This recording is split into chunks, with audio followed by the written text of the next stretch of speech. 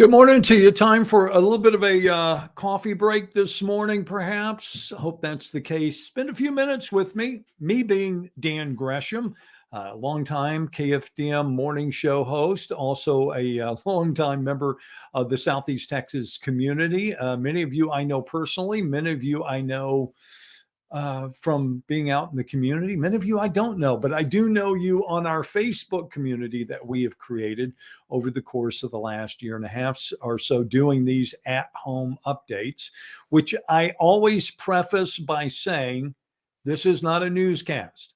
And I do that with reason. I don't want you to walk away thinking that you've tuned in to a newscast in the studio that's written. This is me talking to you, and again, just very casually, about things that are happening in our community and that are happening around us, and things that we can talk about and not have to worry about time constraints, and not have to worry necessarily about a certain order. We can go back, we can go forward, we can, see what I'm saying? It gives us the flexibility that we maybe wouldn't have for the what we would call the newscast of record this morning. Do remind you too, the two things. One, always appreciated any kind of interaction.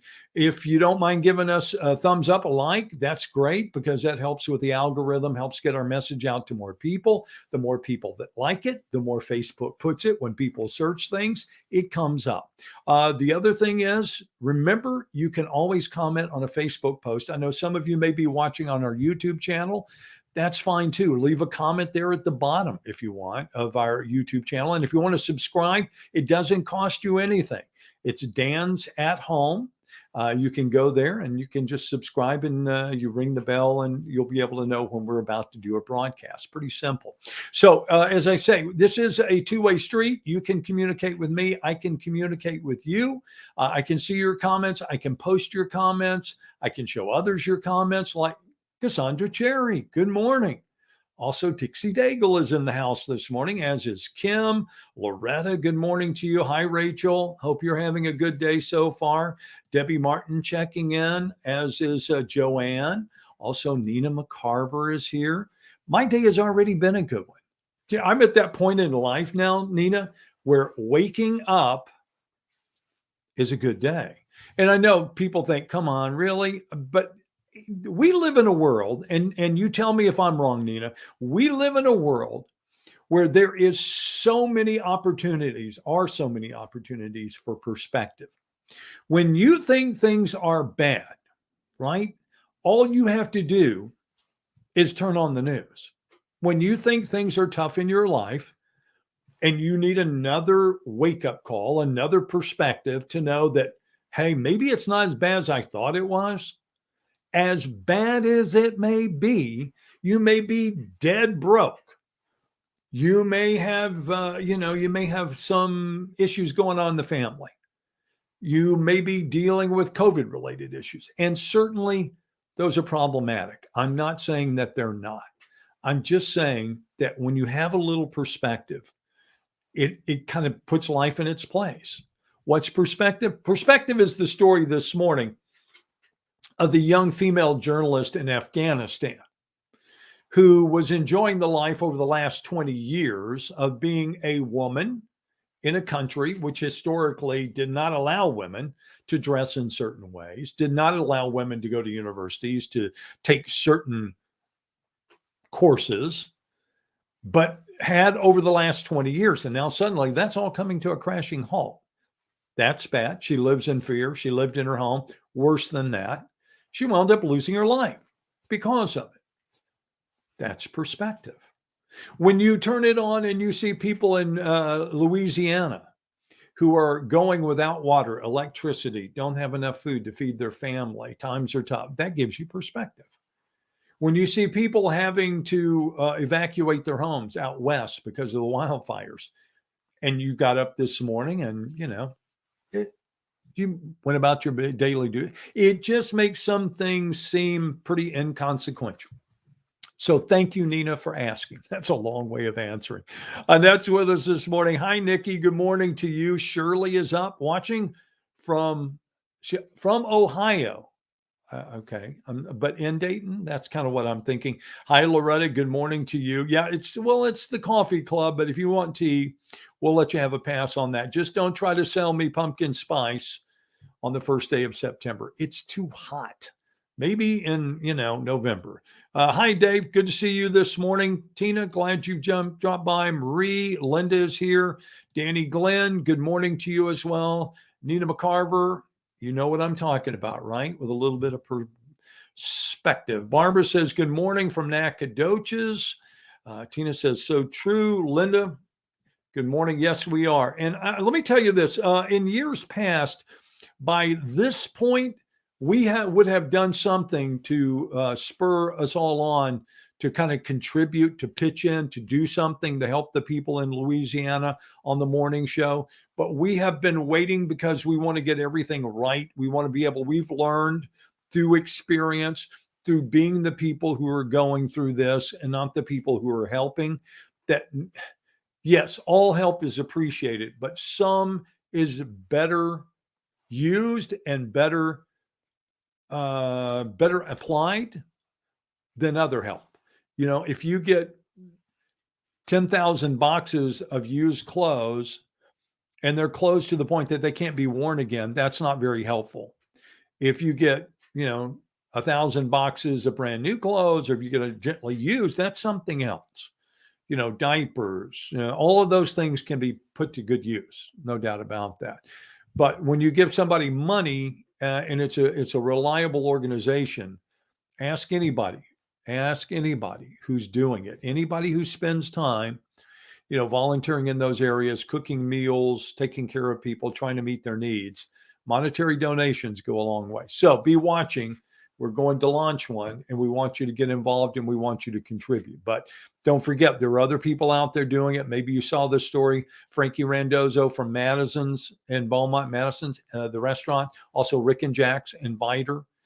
Here's a guy I know very well who spent time last year in Lake Charles feeding thousands of meals to people after Laura, when many people had already turned their back on that community. The news cycle turns pretty quickly. The story in New Orleans and the story in Lafourche and the story in Homa and the story in St. Charles and all these other cities, it will only last. It only has legs on social media and in the news cycle for so long. By the end of the week, as well as I do, they will be dealing with this on their own.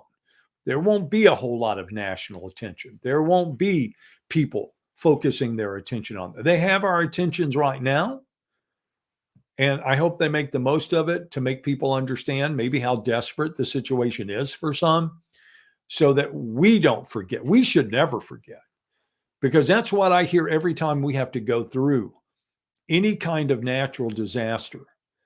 Whether it was Rita, Ike, Harvey, unnamed storms that just dump every time. How come we're not getting any help? How come we don't get any attention? How come the national media has forgotten about us? Because they move on. The local media won't forget about you because they live there.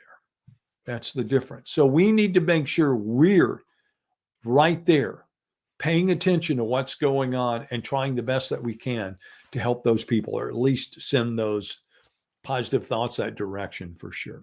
All right, let's check out a couple of things this morning. That's why you're here. I know I need to do one tidy item real quick here so that it will at least work. And that is to make sure that you can see the screen, which there we go. Now you should be able to do that. So let me start at kfdm.com. It's where I always like to start. Some good news this morning. But if you are in New Orleans, or if you have family in New Orleans, anywhere in southeastern Louisiana affected by Ida, I would not put a whole lot of stock in this headline, other than the fact that Entergy thinks they can get some customers back. You know this as well as I do. You've been through power outages. We've been through grid breakdown, where the power grid is laying on the ground. It takes time. Yes, Entergy saying they may be able to turn some power on for customers in one portion of New Orleans. And then when you read the rest of this, you will see that what they're really saying is, We may be able to get some power to a hospital. We may be able to get some power to a nursing home. But they're not saying they're going to get power to hundreds of thousands of people, because as of this morning, you're still talking about close to 1 million people in the state.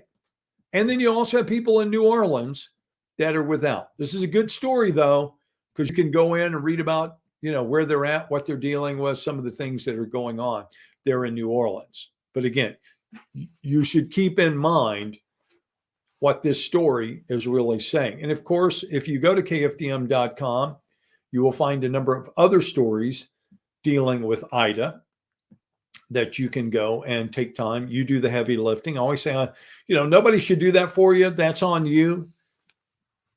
Educate yourself. Each one of us should be willing to educate ourselves about what's going on, and a good place to start, kfdm.com. Oh, look, a few showers starting to pop up on Doppler radar this morning, which you can also find at kfdm.com. All right, a couple other stories of note before we go. This one, if you do not know, BISD has a COVID tracker. You can go and see how many students, how many teachers, how many staff members. It's updated, they tell us, every 5 minutes. Now, you can't update numbers that are not reported, right? So if somebody is not tested, they can't be reported, and they're not reported, they're not going to show up. This is Beaumont Independent School District. There are now 5 school districts in Southeast Texas, that's right, 5, that have been forced in some manner to adjust their schedule. And when I say that, it could be they had to shut down the entire district. They had to shut down one campus. They're closing for Friday and Monday and cleaning, but they've been affected.